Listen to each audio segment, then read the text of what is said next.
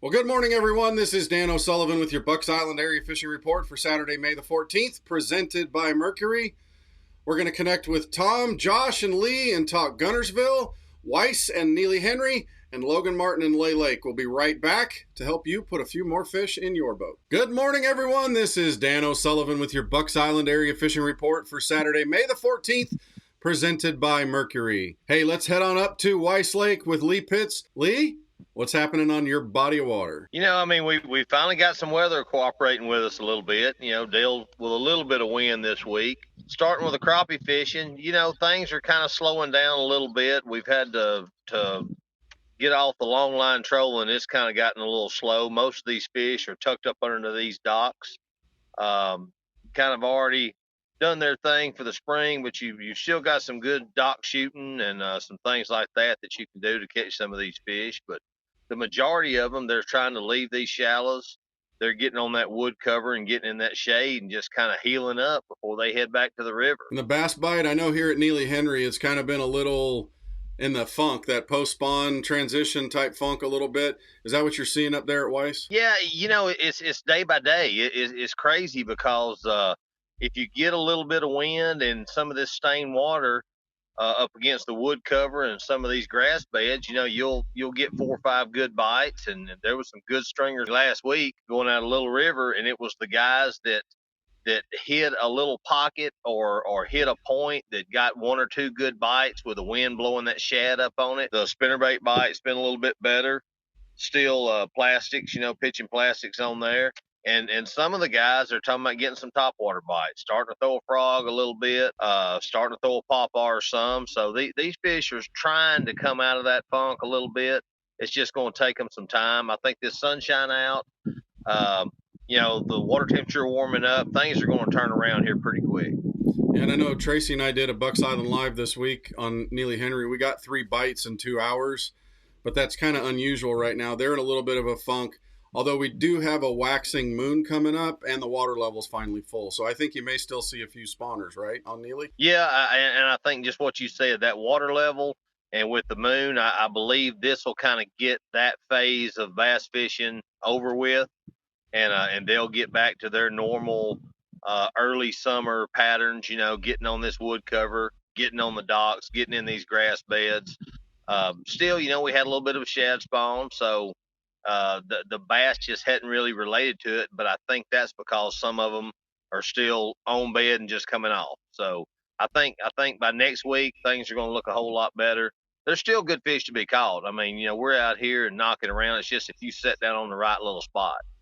Yeah, and I know on Neely you can shoot a few docks for crappie, which is one of the best things and most fun things out there to do. But you're just going to have to move a little bit and let it happen. Well, Lee, appreciate it. Thanks for your time. Have fun out there.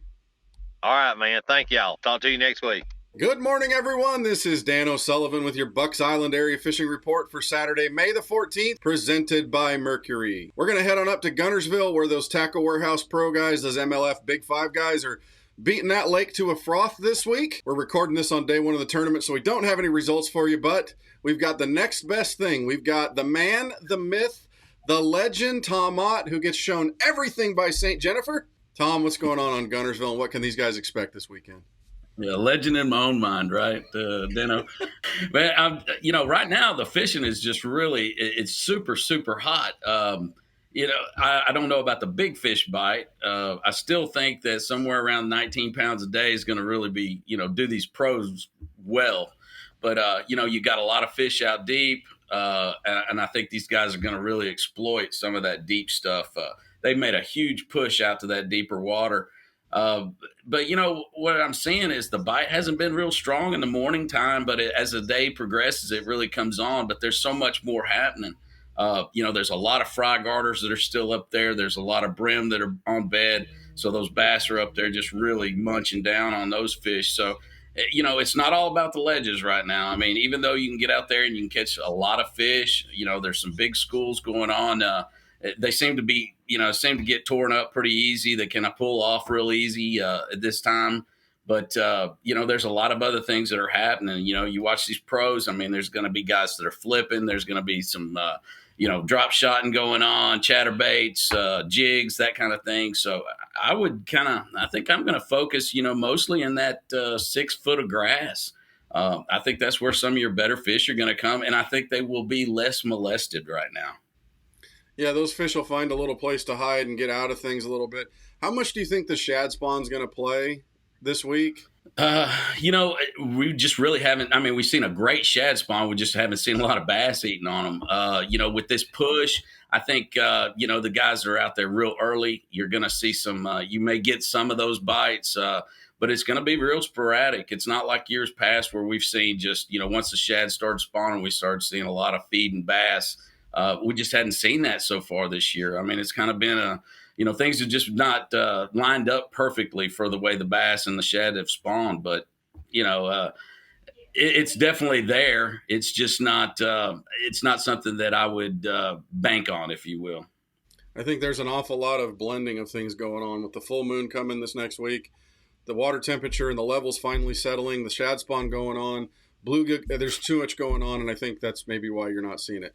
Tom, thanks so much for everything, and we will check in with you again next week, sir. Sounds good, guys. Tie lines out there and be safe. Good morning, everyone. This is Dan O'Sullivan with your Bucks Island Area Fishing Report for Saturday, May the 14th, presented by Mercury. We're connected with Josh Herron, who's going to tell us everything that we need to know about how to try to put some fish in the boat at Logan Martin and Lay Lake this weekend. Josh, what's shaking loose down there on that end of the river? Gas prices. No, water's finally getting up. We're about 6 inches from full pool. It gives these fish a little bit of boost.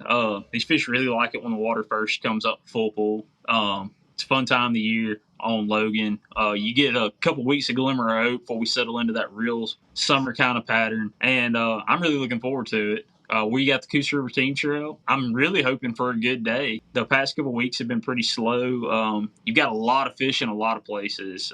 It's that crazy time of the year where you've got fish still coming up, fish going out, shad spawn, bluegill spawn. I mean, we need a mayfly hatch to kind of make it come full circle. Early is better. Walking baits, poppers, splash hits, Ricos. You're going to be focusing on those little transition banks where you kind of got the deal where these fish are coming in and out. So just look for choke points, seawalls that are right next to the river that are coming out of these creeks are going to be really good in the morning. Any of these little isolated points that are around these creek mouths, you're just looking for areas that fish are really going to kind of use as a jump off to either come in or out with this water. What end of the lake would you want to use? I know that upriver, when the water gets full, it kind of turns on and maybe those fish start to kind of go on bed. We got a 3/4 waxing moon, which means it's on its way to full. Is that going to have an effect? And is the water level going to make it so maybe the up end of the lake is going to fish a little bit better? What would you think? Yeah, absolutely.